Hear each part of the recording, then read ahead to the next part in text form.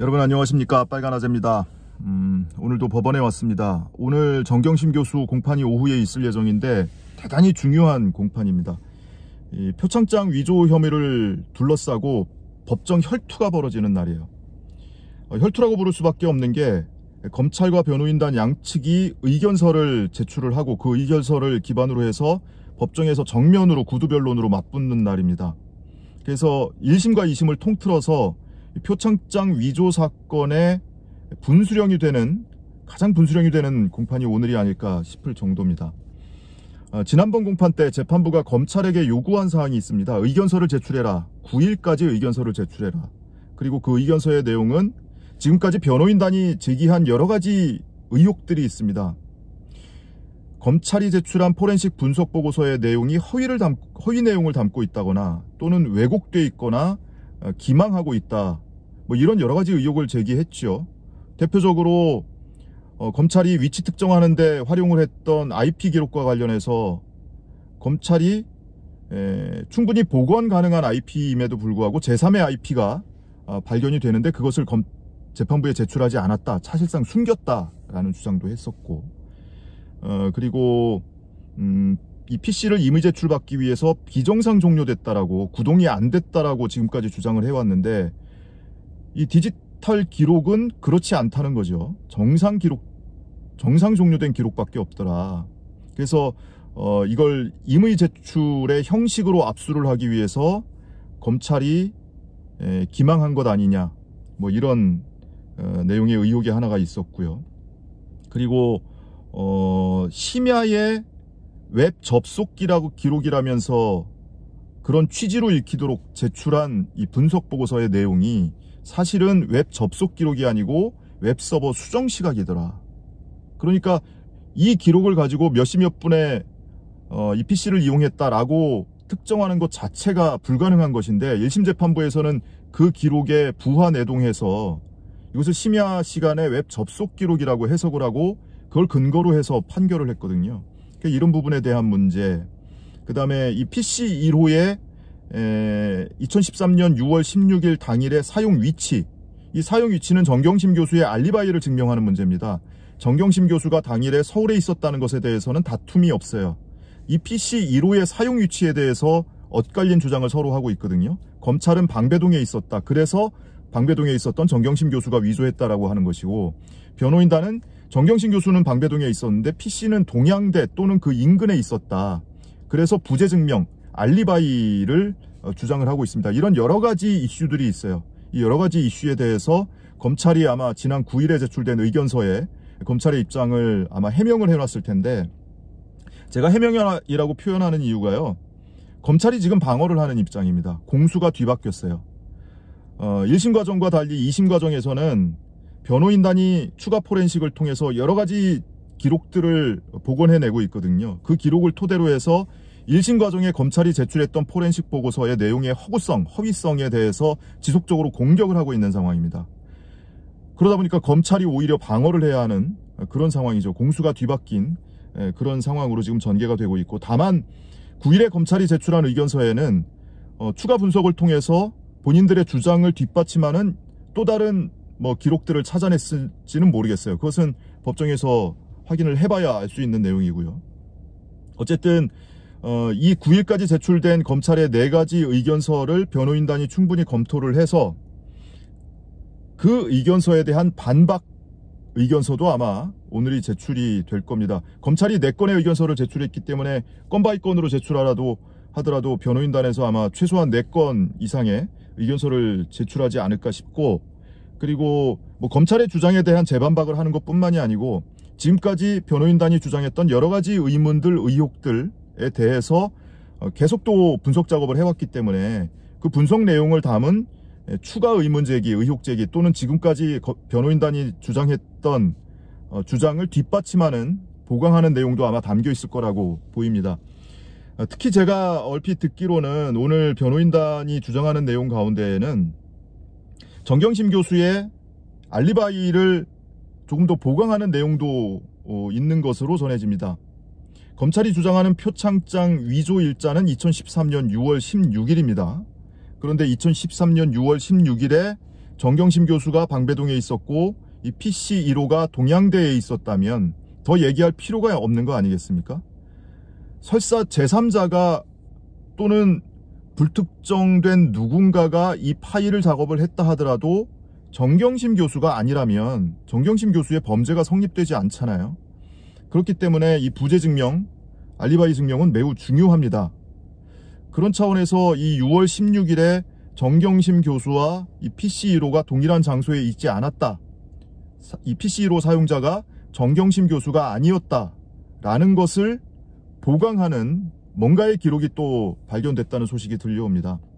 그래서 이런 내용들이 오늘 법정에서 전개가 될 텐데, 다만 오늘 법정에서 어느 정도 심도 있고 충분하게 양측이 변론을 할 수 있을지 모르겠어요. 오늘 공판이 2시 반에 열리거든요. 그러면 뭐 예정상으로는 6시까지니까 3시간 반이고 조금 더 시간이 지연되더라도 뭐 너댓 시간에 불과한데, 오늘 이 표창장과 관련한 변론만 있는 게 아닙니다.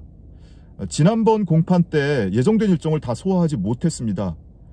사모펀드 관련된 혐의에 대해서 검찰의 변론이 있었고 이어서 변호인단의 변론이 예정돼 있었는데 이걸 하지 못했어요. 재판부가 사정이 생겼다면서 변호인단 변론을 다음 길로 미루자고 해서 변호인단이 예정된 일정을 소화하지 못했거든요. 그래서 오늘 공판이 열리면 지난번에 못했던 이 사모펀드와 관련된 변론을 먼저 아마 진행하지 않을까 싶고요.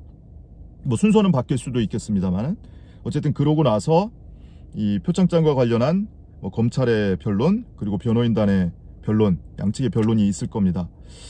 오늘 공판 과정에서 과연 재판부가 야 저건 정말 중요한 내용인데 이 의견서만 가지고 또는 이 비전문가들인 법조인들 간의 변론만 가지고는 사실관계를 특정할 수 없다, 확정적으로 결론을 낼 수가 없다라고 판단이 된다면 그동안 변호인단이 주장했던 전문가 증인신문이 받아들여질 가능성도 크진 않지만 있습니다. 여지는 남겨뒀거든요. 가능성이 뭐 크지는 않지만 재판부가 변론 과정에서 꼭 필요한다고 인정이 된다면 그때 가서 검토를 해보자. 다만 지금까지는 그럴 생각 없다라고 이야기를 한 바가 있죠. 근데 워낙 전문적인 내용이고 사실은 저도 지금까지 공판 내용을 다 청취를 하고 또는 법정 밖에서도 여러 가지 보강 취재를 하고 하면서도 저조차도 정확히 이해를 하지 못하거나 조금 헷갈리는 부분도 있습니다. 과연 재판부는 뭐 저보다 더 많은 서면 또는 의견서 이런 것을 보고 있을 것이기 때문에 저보다 훨씬 더 이해가 높으리라고 믿기는 하지만 아무래도 재판부도 이 IT 분야에는 비전문가 아니겠습니까? 그래서 어느 정도 이해도를 가지고 이 사항을 이해를 할 수 있을지 모르겠어요. 특히나 검찰이 지금까지 이 법정에서 변론하거나 의견서 제출하는 것을 보면 IT 비전문가인 재판부를 기망하려고 속이려고 시도한 흔적이 여러 군데서 발견되거든요. 예를 들면 뭐 HP 포토스마트 2600 시리즈 복합기의 사용 기록과 관련된 내용도 그렇고요. 사실은 사용하려고 인쇄하려다가 실패하거나 또는 이 복합기 드라이버를 소프트웨어 드라이버를 삭제하려고 하다가 실패한 기록을 마치 사용했던 흔적인 것처럼 사용 기록이라고 이렇게 호도하는가 하면 IP 관련해서도 마찬가지고요. 그리고 심야에 웹 접속한 것도 웹서버 수정 시각을 웹 접속 기록으로 오해하도록 자료를 제출하는가 하면 비정상 종료와 관련해서도 PC가 비정상 종료되지 않았다면 통째로 압수를 해서 가져올 수가 없습니다. 1차적으로는 선별 추출해야 되고요. 파일을 그 자리에서 선별해서 꼭 필요한 파일들만 추출을 해야 됩니다. 그게 안 될 경우에는 2차로 이미징을 뜨게 돼 있어요. 그러니까 이 하드디스크를 복제하는 거라고 이해를 하시면 좋을 것 같아요. 그렇게 하게 돼 있고 그조차도 불가능할 때 이것을 통째로 이무 제출받거나 압수를 할 수 있는 거거든요. 근데 1단계, 2단계 다 건너뛰고 3단계로 바로 가서 이무 제출을 받아온 겁니다. 그걸 통째로 가져오기 위해서 검찰이 어떤 행위를 했느냐, 이 PC가 비정상 종료됐다, 구동이 되지 않았다, 그래서 통째로 이무 제출을 받아왔다 이렇게 주장을 하고 있는데 디지털 기록은 전혀 그게 아니라는 거죠. 변호인단이 분석을 해보니까 PC는 정상 종료된 기록만 남아있고 비정상 종료된 기록은 한 건도 발견되지 않더라. 이런 주장을 지금까지 여러 차례 했습니다. 근데 검찰이 그거에 대해서 해명 아닌 해명을 하느라고 또다시 기망을 했죠. 마이크로소프트 홈페이지에서 뭔가 설명 자료를 캡처를 해서 재판부에 설명을 했는데 그 설명한 자체가 기망이었습니다. 자, 이런 내용 때문에 지금까지 뭐 시민단체가 검사와 수사관을 고발하기도 하고 또는 시민들 뭐 5만여 명이 참여를 해서 대검의 이 검찰에 대해서 이 수사관이나 또는 이 포렌식 분석관에 대해서 감찰을 해달라고 진정을 하기도 하고 그랬죠. 근데 그래서 그런 건지 이번에 9일에 검찰이 제출한 의견서, 그 의견서를 제출한 검사가 또 바뀌었습니다. 이전에 제출하던 검사에서 다른 검사로 또 바뀌었어요. 제가 이 검찰에 제주꾼이 몇 명 있다고 말씀드렸죠. PPT 정말 잘합니다. 그리고 딕션도 좋고요. 이 음성 톤도 좋아요. 그래서 쭉 한 30분 듣고 있다 보면 쏙 빨려 들어가게 정말 화려하게 PPT를 하는 검사들이 몇 명 있습니다. 2명 있는데 그 중에 한 명의 검사 이름으로 제출이 됐어요. 그러니까 아마 검사들이 이런 의견서를 제출하는데 본인들 스스로도 IT 전문가는 아니기 때문에 전문가의 도움을 얻었을 겁니다. 외부 전문가를 구하지 못했다는 소식 전해졌었죠. 아마도 검찰 내에 근무를 하고 있는 포렌식 수사관들 도움을 얻어서 작성이 됐을 텐데 어쨌든 제출은 검사의 이름으로 하게 되지 않습니까? 근데 지금까지 뭐 고발을 당하거나 감찰 진정을 당하거나 지금 이런 상황에 처해 있으니까 이번에는 다른 검사가 이 명의로 의견서를 제출하지 않았을까. 그리고 그 검사가 아마 오늘 법정에서 변론을 하지 않을까.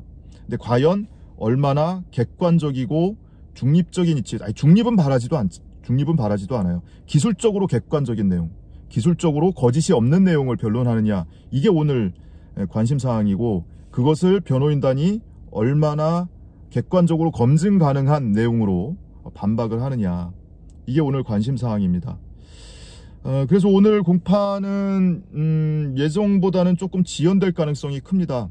쟁점이 워낙 많고 의견서만 하더라도 양측이 제출한 의견서만 하더라도 한 10건 가까운 의견서에 대해서 변론을 하기 때문에 쟁점도 많고 해서 공판이 조금 지연될 수 있다는 소식 여러분께 예고삼아 미리 말씀을 드리고 공판 내용은 공판 소식이 공판이 끝나는 대로 또는 중간에라도 혹시 중요한 내용이 나왔고 잠깐 여러분께 소식을 전해드릴 여유가 생긴다면 여러분께 수시로 또 소식을 전해드리도록 하겠습니다. 자, 오늘 공판 예고 방송은 여기서 마치겠습니다. 시청해주신 여러분 고맙습니다.